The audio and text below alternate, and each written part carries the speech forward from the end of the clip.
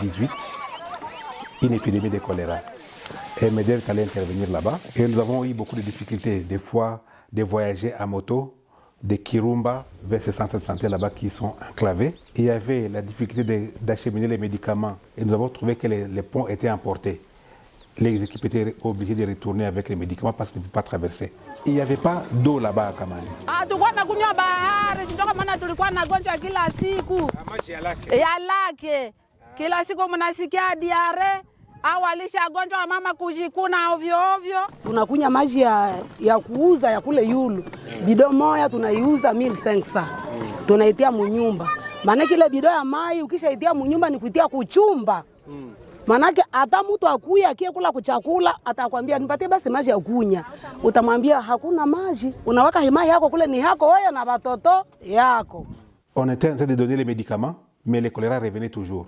Alors pour finir cette épidémie de choléra, on a pensé qu'il était bon qu'on puisse se présenter un projet, l'activité d'améliorer un peu l'accès par moto vers ces centres de santé et puis donner de l'eau aux paysans qui sont en train de vivre dans ces villages là-bas. Il a fallu mobiliser la communauté. On a terrassé les lieux, on a fait la fondation pour les réservoirs et qu'on a coulé les voiles. Les voiles, c'est-à-dire les murs du réservoir. Nous avons capté la source à 1,5 km d'ici, sur la colline, et nous avons acheminé cette source dans un tuyau jusqu'au niveau du réservoir. Le réservoir que vous voyez ici, c'est un réservoir de 100 mètres cubes. L'eau quitte du réservoir pour aller alimenter maintenant les 3 villages d'une manière gravitaire. On a appelé la communauté pour commencer à creuser, à faire les tranchées. On a fait les tranchées, on a mis la tuyauterie et puis on a lancé l'eau. C'est une bonne eau, bien claire et sans goût. Maji yako na tunaitoshaka kubahari. Sasa apre pale tena kama uende kubahari unaenda kule kukinyama hiri kule memu nivo ya leo mtu ananja shota himaji hapa karibu unanawa unapakala fasi yote gizi unapenda vraiment tunashukuru sana tunanja kunya bie. Hapa tuko sawa. Watoto wananja sikia tumbu mzuri, wamama hawazinyote tena, wamama uko huru sana. Il y avait vraiment des moments difficiles. Il ne pleuvait pas.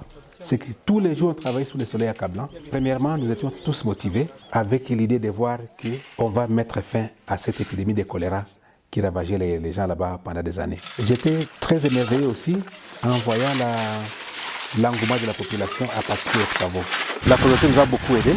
Tous les matériaux locaux qui ont été utilisés ici, notamment les graviers, les moellons.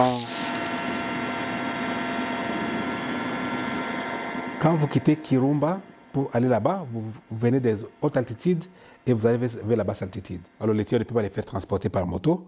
Il fallait que les gens puissent les transporter par tête. C'était beaucoup de tuyaux. On a demandé plusieurs fois aux gens de faire des voyages des camans du lac et de l'eau où on a construit les réservoirs jusque là où les véhicules devaient arriver. Sasa tunashukuru Mungu sana tena sana tunanja shota mai unakuwa na munyumba na bidota karibu. D'abord une satisfaction que la communauté maintenant est servie à nous, ça c'était une grande satisfaction pour moi et pour toute mon équipe. Le fait qu'on a créé un comité qui a été élu par la communauté, nous pensons que ça va être pérenne. Là, c'est la communauté qui s'est organisée. Nous avons formé 6 plombiers aussi, qui vont être en train de suivre avec le comité de la maintenance. Leo tumeanza kunywa maji safi ya kutoka wapi? Waivoto. Tupige kwanza mikono. Hatuna cha kwa manake shukurani tulishakosa hata kama tufanye nini basi. Ni Mungu tu kama tunabachia abachunge na ile maendeleo muzidi tu kuendelea tu na ile maendeleo yenu. Okay. Muzidi tu kutenda mema. Musirudie nyuma muendelee mbele. Okay. Ça va. Merci beaucoup. Tunashukuru.